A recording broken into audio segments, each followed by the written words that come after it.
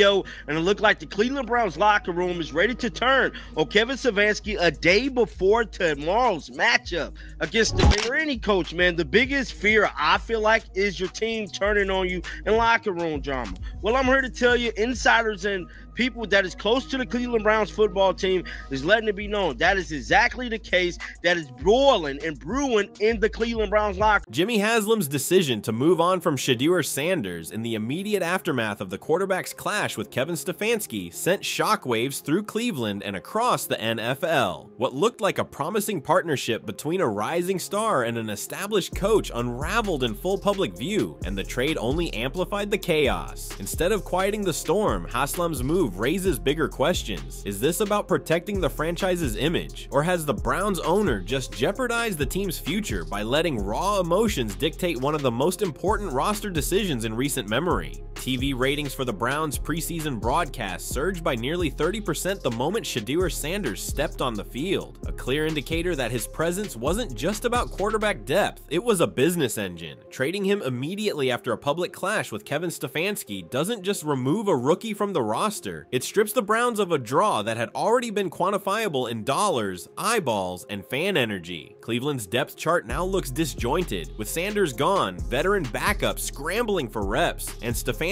under the microscope for how he lost the handle on a player who was supposed to reshape the team's identity. Losing those practice reps means Stefanski has no film to evaluate Sanders with the starters, no in-game rhythm to build on, and no way to justify the move with data that can stand against the visible drop in excitement since Sanders' departure. The impact was immediate at the ticket window. The Browns' preseason opener drew just over 65,000 fans, close to a sellout at Cleveland Browns Stadium, largely credited to the hype around Sanders' debut. But once news of his trade broke, the resale market collapsed. StubHub listings that hovered around $175 for lower bowl seats against the Steelers plummeted to barely $80 within 24 hours, signaling a market correction that had nothing to do with wins and losses yet and everything to do with one player's aura. Local reports noted a 15% dip in single-game ticket sales in the 2 days following the announcement, underscoring how much of Cleveland's short-term gait was tied directly to Sanders' presence. For a franchise already fighting to rebuild trust with its fan base after years of uneven results, the timing couldn't have been worse. Business metrics were just as telling. Shedeur Sanders' jersey ranked in the NFL's top 10 for rookie apparel sales through August, even outselling established starters like Geno Smith and Kirk Cousins for a stretch. The Browns Pro Shop had reported a 40% increase in foot traffic since his arrival, a surge credited not only to Sanders but to the idea of a new Browns era finally taking shape. With him gone, that momentum evaporates. Online orders dropped sharply by midweek, with fanatics reporting a slide from the top 10 to outside the top 20 almost overnight. For sponsors, the calculus becomes murkier. Local car dealerships, beverage partners, and regional campaigns that leaned on Sanders' fresh face now find themselves tied to a team that feels rudderless, without the charismatic rookie that drove buzz. On the field, the trade disrupted Cleveland's carefully constructed quarterback plan. Sanders was expected to compete with Dillon Gabriel for the QB2 role, with some inside the building quietly acknowledging that his upside could push him into starter conversations by 2025. Instead, the Browns now turn to journeyman backups who lack both the ceiling and the fan draw that Sanders brought. Stefanski's playbook, which had been subtly adjusted to test Sanders' mobility and quick release timing, is now shelved, leaving a void not just in personnel but in offensive identity. Analysts pointed out that Cleveland had been scripting 12 to 15 passing attempts per preseason game for Sanders, reps that would have given evaluators a baseline of 150 to 200 live throws before regular season decisions loomed. Without that film, the Browns enter September blind, relying on projections rather than proven tape.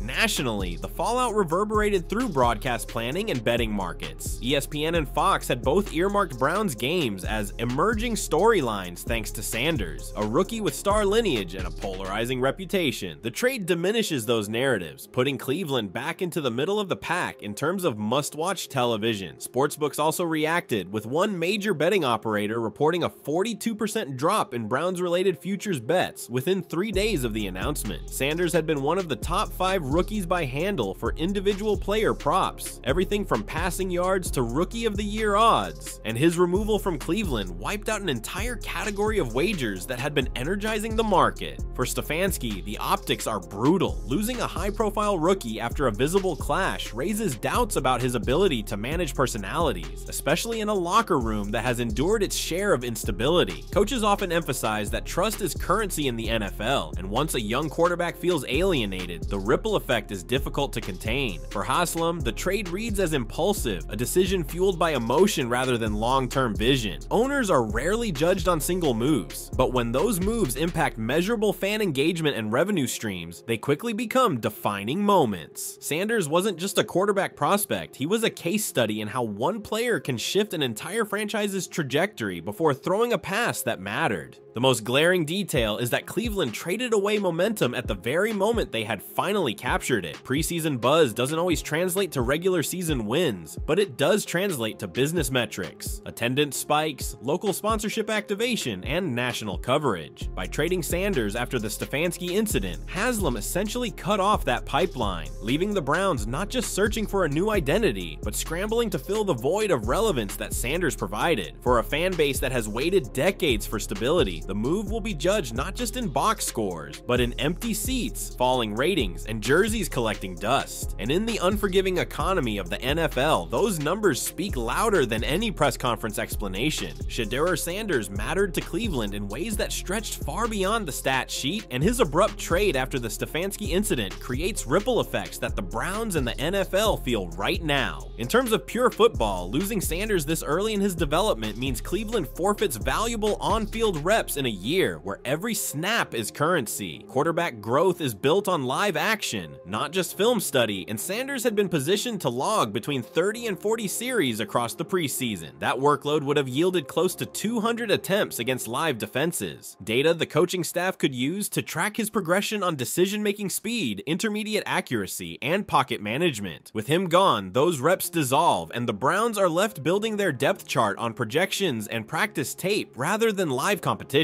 The result is a developmental void that shows up in game planning and roster construction, and it comes at a time when Cleveland's offense already lacked clarity at the quarterback position. From a market perspective, Sanders' importance is measurable in the business Cleveland now risks losing. Local television affiliates saw double-digit spikes during games when he was active, with one Nielsen report showing a 22% increase in Cleveland's preseason opener compared to last year's average broadcast. Nationally, the Browns ranked in the top 3 in streaming minutes for week 1 of the preseason, a rare feat for a franchise that has struggled to attract national attention outside of controversy. That energy was tied directly to Sanders. Removing him not only dulls local enthusiasm, but lowers the NFL's leverage in selling Cleveland as a national draw. For networks, every marketable rookie counts when building broadcast slates, and Sanders' absence now leaves Cleveland less appealing in primetime flex decisions. That decline matters because networks pay for narratives, not just standings, and Sanders had already proven himself as a ratings magnet. The financial stakes are even clearer. Ticket demand in Cleveland had finally rebounded after several years of middling attendance. Team officials reported an increase of nearly 12% in season ticket renewals following Sanders' draft selection, the largest single-year jump of the Haslam era. More telling was the secondary market, where average resale prices for Sanders' first scheduled home start were trending around $210, more than 70% higher than the median Browns resale price the year before. In the days following the trade, that figure collapsed to under $100. The consequence is not just lost revenue in the resale economy. It filters into concession sales, parking, and in-stadium sponsorship activations. Every empty seat represents not only lost fan engagement, but lost dollars tied to hot dogs, beers, and merchandise. For an ownership group that has consistently marketed hope as much as results, the sudden collapse in demand is a financial red flag that reflects the importance of Sanders' brand. Merchandise was the most visible barometer of his impact. Before the trade, Shedeur Sanders jerseys ranked 8th among all NFL players for rookie apparel sales, and 2nd overall among quarterbacks in his class. Local stores couldn't keep them in stock, with some reporting 3-week backlogs for orders. Online searches for Sanders Browns jersey spiked 350% compared to any rookie Browns gear from the past decade. Those metrics are now evaporating, and the long-term loss is severe. A rookie quarterback isn't just apparel, he becomes the centerpiece of marketing campaigns, sponsorship tie-ins, and youth engagement programs. By trading Sanders, Cleveland not only lost future jersey sales, but effectively undermined the narrative of building a new era around a young leader. That matters now because merchandise numbers are early predictors of long-term fan loyalty, and the Browns just traded away their most bankable asset. There is also the gambling and fantasy component, both of which have grown into major pillars of the NFL's business model. Sportsbooks had recorded significant action on Sanders in Rookie of the Year props, with some operators noting he was top 5 in bet count despite modest odds. Browns-related parlays that included Sanders' passing totals were among the most popular preseason wagers, helping generate handle in a period that is traditionally quieter than the regular season. His removal wiped out those markets overnight, and books reported a sharp decline, close to 48% in Cleveland-related wagers within the first week. Fantasy football mirrored that trend. Sanders was being drafted in the late rounds of dynasty leagues and generating buzz on platforms like Sleeper and ESPN Fantasy. By eliminating him from Cleveland's lineup, the Browns cut into fan engagement metrics that are increasingly tied to streaming viewership and subscription packages. That drop matters now because it lowers the team's national relevance in spaces where fans actively invest time and money. The locker room element can't be ignored either. Sanders' teammates had already begun to rally around his personality, with several veterans noting his leadership traits in interviews. Trading him after a public conflict with the head coach sends a clear message that organizational politics outweigh on-field chemistry. For players, that perception matters immediately because it affects trust in leadership. A fractured locker room doesn't show up in passing yards or completion percentage, but it manifests in subtle ways. Missed assignments, lack of energy in practice, reduced buy-in on game plans. The Stefanski clash and subsequent trade will be viewed as a turning point for player-coach dynamics, and that tension carries into September when execution needs to be airtight. Even the NFL at large feels the consequences. Sanders wasn't just a rookie quarterback, he was the son of Deion Sanders, one of the most recognizable figures in football. That lineage brought crossover attention from college football fans, casual viewers, and even non-sports media outlets. His games had become cultural events, bridging audiences that the NFL often struggles to attract for mid-market franchises. Removing him from Cleveland disrupts that momentum, and while another team may eventually capture it, the timing is a direct hit to the league's preseason marketing. Right now, as the NFL pushes streaming platforms like Peacock and Amazon Prime into bigger broadcast roles, losing a figure like Sanders in a market they were banking on is a setback. The league thrives on buzz, and this trade killed it in real time. Ultimately, the question of why this matters now is answered in hard data. Falling ticket prices, plunging resale markets, evaporating merchandise orders, diminished TV ratings, and fractured trust. The Browns had a rare window to capitalize on hope and energy, and trading Sanders after the Stefanski incident didn't just close it, it slammed it shut. The fallout isn't theoretical, it's showing up in every metric that defines both business success and fan enthusiasm. And that's why this story resonates so sharply today, because the damage isn't coming later, it's already here.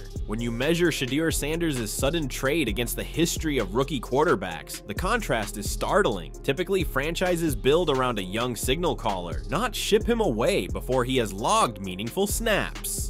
The most obvious historical parallel is Josh Rosen, who was drafted in the first round by Arizona in 2018, only to be traded a year later after the Cardinals landed Kyler Murray. Even in that case, Rosen had played an entire season before the franchise pulled the plug. Sanders, by comparison, had become a national talking point before his first regular season game, and the Browns jettisoned him in a moment of crisis rather than after a full evaluation. That difference in timing is key. Rosen's trade was framed as a calculated pivot based on the opportunity to draft Murray. Sanders' departure feels more like a reaction to internal chaos than a strategy rooted in long-term vision, and the RGI site comparison offers another perspective. Washington's decision to mortgage draft capital for Robert Griffin III in 2012 created a rookie sensation who transformed ticket sales, TV ratings, and national coverage overnight. Like Sanders, Griffin brought an immediate cultural impact, turning Washington into must-see TV. The difference is that Washington rode that wave as long as possible, reaping a 38% jump in local television ratings and record-setting jersey sales in Griffin's rookie year. Sanders generated similar momentum in Cleveland without even stepping into a regular season huddle, but instead of leveraging that hype, the Browns abruptly discarded it. That contrast underlines how rare it is for a team to trade away not just a rookie quarterback, but the business and cultural momentum that accompanies him. Looking closer to home, Cleveland's own history with Baker Mayfield adds weight to this comparison. Mayfield, another highly scrutinized quarterback, generated an immediate fan following after being drafted first overall in 2018. His rookie season saw local ratings spike 24% and merchandise sales soar, making him the face of the franchise overnight. Despite uneven performances and public clashes with coaches, the Browns stuck with Mayfield for 4 years before moving on. Sanders, by contrast, was gone after one preseason conflict, which illustrates a dramatically shorter leash. From a business standpoint, Mayfield's tenure allowed the Browns to capture millions in revenue, even while debating his on-field value. Sanders' exit cuts that revenue stream off at its most fertile stage, a move that goes against both Cleveland's own precedent and league-wide norms. The contrast with Patrick Mahomes' rookie year is equally telling. The Chiefs drafted Mahomes in 2017 and chose patience, allowing him to sit behind Alex Smith for almost the entire season. That decision provided developmental time and avoided the chaos of forcing him into early drama. Sanders, by comparison, was thrust into the spotlight immediately, carrying the weight of ticket sales, broadcast ratings, and merchandise demand. Unlike Mahomes, who benefited from stable leadership and long-term planning, Sanders was caught in the crossfire of an owner-coach dynamic that unraveled quickly. The Browns not only lost a potential star, but bypassed the proven model of patience that has built modern dynasties. Quantitatively, Sanders' impact before his trade mirrors the kind of numbers usually seen only in established stars. His jersey sales ranked top 10 league-wide among rookies, outpacing even quarterbacks drafted higher in the same class. Local ticket demand jumped more than 12% year over year, a figure comparable to Trevor Lawrence's arrival in Jacksonville in 2021. In media terms, Sanders boosted preseason viewership by double digits, something not seen in Cleveland since Mayfield's first year. All of those numbers make his removal more unusual. Teams almost never trade away that kind of measurable momentum, which makes the situation stand out in stark relief against other rookie trajectories. It's also worth contrasting the Browns' decision with franchises that doubled down on their young quarterbacks despite early turbulence. Lamar Jackson's rookie year in Baltimore started unevenly, but the Ravens leaned into his skill set, adjusted their offense, and built a sustainable model. The payoff was not just an MVP season, but record-breaking rushing statistics that changed how fans engaged with Baltimore football. Similarly, Justin Herbert was thrust into the Chargers lineup unexpectedly in 2020, yet the franchise committed to him immediately, leading to spikes in local ticket sales and national relevance. In both cases, the teams recognized the dual value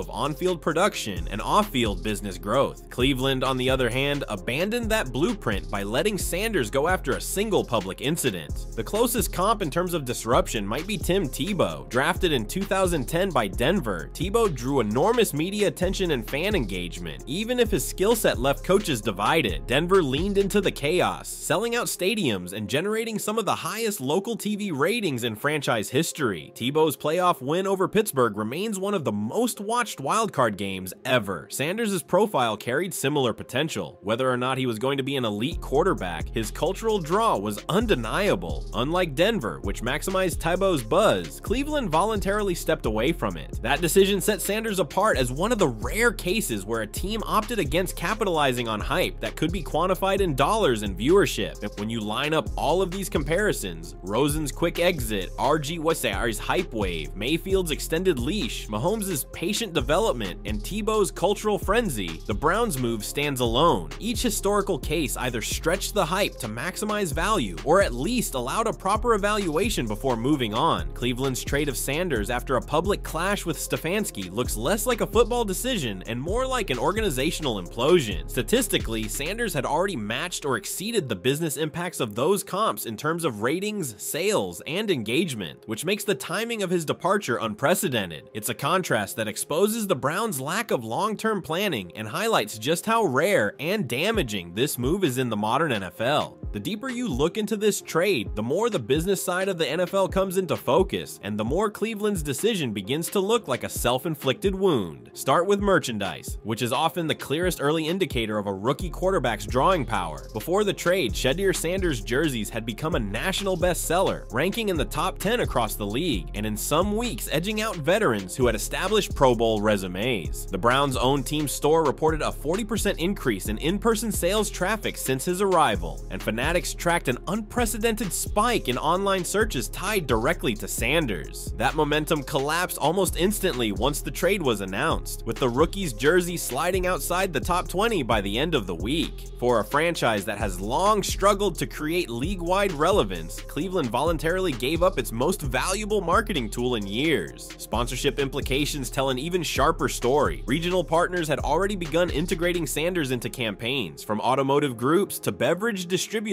who saw in him a relatable, charismatic figure capable of reaching younger fans. One local bank had teased a fall campaign featuring Sanders as the centerpiece of a new era theme. Those deals now hang in limbo, or worse, they'll need to be restructured entirely, costing both money and momentum. National sponsors too were watching. The NFL had penciled in Cleveland for an early season primetime slot, and executives made no secret of the fact that Sanders' presence boosted the pitch. With him gone, the Browns lose leverage, and that trickles down to broadcast revenue negotiations. The NFL thrives on marketable figures who bridge football and culture. Cleveland had one, and now they don't. Television and streaming data expose the full scale of what's been lost. Local ratings in Cleveland jumped 22% during Sanders' first preseason action compared to last year's opener. On a national level, the Browns ranked among the top 3 most watched preseason games, unusual for a franchise typically buried in regional broadcasts. Amazon Prime's internal metrics flagged Sanders as one of the most searched names during live streams, a clear sign of crossover attention. Removing that draw changes not just Cleveland's outlook, but the NFL's broader streaming strategy, where rookies like Sanders are critical in onboarding casual fans to subscription platforms. Without him, Cleveland's national profile collapses back into obscurity, and the NFL has to reshuffle marketing assets to fill the gap. Fan sentiment underscores the business fallout in real time. Within hours of the trade, hashtags calling for Jimmy Haslam's ouster trended regionally, with one petition reportedly collecting over 15,000 signatures in a single weekend. Season ticket holders vented publicly, some going as far as putting resale listings online at face value just to offload seats. One analytics firm that tracks online fan engagement noted a 60% drop in positive sentiment around the Browns across Twitter and Reddit in the week following the move. That kind of collapse in digital buzz is rare and usually reserved for scandal, not roster moves. Cleveland managed to manufacture it by trading away a rookie who had become the centerpiece of hope. Fan trust, once broken, doesn't return quickly, and that erosion shows up in ticket renewals, merchandise orders, and the willingness to engage with the brand. Financial projections paint a sobering picture. Analysts estimate that Sanders' presence alone could have generated tens of millions in incremental revenue over his first 2 seasons, between merchandise, ticket premiums, and sponsorship activations. By trading him now, the Browns not only forfeit that upside, but absorb the negative drag of refunds, canceled partnerships, and declining renewals. Team valuations in the NFL are partly tied to future earning potential, and while the Browns remain a billion-dollar asset, losing a quarterback with cultural reach threatens to flatten growth. Jimmy Haslam has long battled the perception of impulsive decision-making, from coaching hires to player contracts. This move, when measured in business metrics, reinforces that reputation and risks lowering the Browns' standing in league ownership circles where stability is currency. The Stefanski factor can't be ignored either. On paper, the trade looks like Haslam siding with his coach over his rookie quarterback, but the optics suggest something worse. Organizational instability so severe that a player became expendable in the name of avoiding a public confrontation. For corporate partners, that raises questions about alignment. If the Browns can't keep internal disputes private, why should sponsors bet on them as reliable long-term partners? Investors and advertisers want consistency, and this episode puts Cleveland in the category of volatile franchises, closer to the old Washington model than stable brands like the Packers or Steelers. That perception carries cost, even if it's it's not immediately visible in the standings. Layer on the broader context of NFL economics, and the trade looks even more damaging. The league is in a period where international growth, streaming expansion, and gambling partnerships are redefining revenue streams. Star quarterbacks are at the center of those efforts. Sanders, with his lineage and social media presence, was uniquely positioned to serve as a crossover ambassador. By sending him away, Cleveland reduced its global footprint potential and ceded ground to whichever franchise inherits him. Imagine the difference if Sanders lands in a major media market like Dallas or Los Angeles. The ripple effect would be measured in millions of extra viewers, higher gambling handle, and stronger jersey sales overseas.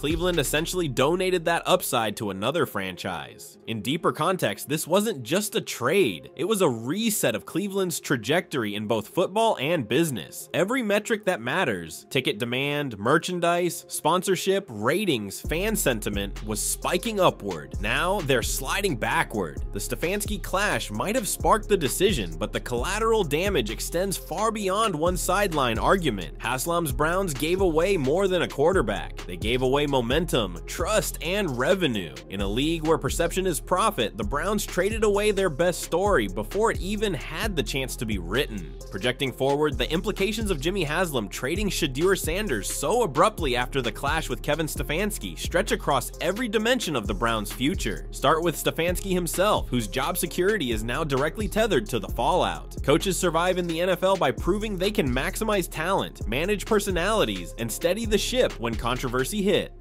In this case, the Browns shipped away their most marketable rookie, and whether or not Stefanski asked for it, the perception is that he couldn't coexist with Sanders. If Cleveland stumbles out of the gate, say a 1-3 or 2-4 start, the narrative shifts from protecting the coach to the coach cost us our future. Ownership may have sided with Stefanski for now, but he will live under the microscope for every offensive miscue, every stalled drive, and every lost game that Sanders might have changed with his playmaking. Roster construction is equally unsettled. Without Sanders, the Browns' depth chart relies on journeyman backups who inspire little excitement and offer limited upside. Analysts projected Sanders for 150 to 200 preseason passing attempts, which would have given Cleveland a clear sample to judge his readiness. Instead, those reps vanish, and the franchise is left to patch together its quarterback plan with players who lack both ceiling and fan engagement. This isn't just about depth, it's about building a long-term succession plan. Sanders represented hope for 2025 and beyond. Now that timeline is erased, forcing the Browns back into the quarterback carousel that has haunted them for decades. That instability has tangible consequences for team building, from draft strategy to free agency. Veteran receivers are less likely to commit to a franchise without a clear quarterback anchor, and linemen who value continuity may question whether Cleveland offers it. The playoff picture is also impacted. Odds makers had Cleveland hovering around 9.5 wins with Sanders in the fold, factoring in his potential to provide depth and upside in case of injury to the starter. With him gone, those odds slip. Futures markets already adjusted, with one major sportsbook dropping the Browns' projected win total to 8.5 and lowering their playoff probability by nearly 12%. That might seem like a modest adjustment, but in a conference where one win often determines postseason entry, it's significant. Losing Sanders doesn't just weaken depth, it lowers the margin for error. A single injury to the starting quarterback could derail the season entirely, and bettors have already priced in that risk. The Browns are now viewed as a more fragile roster, one whose playoff odds hinge precariously on perfect health.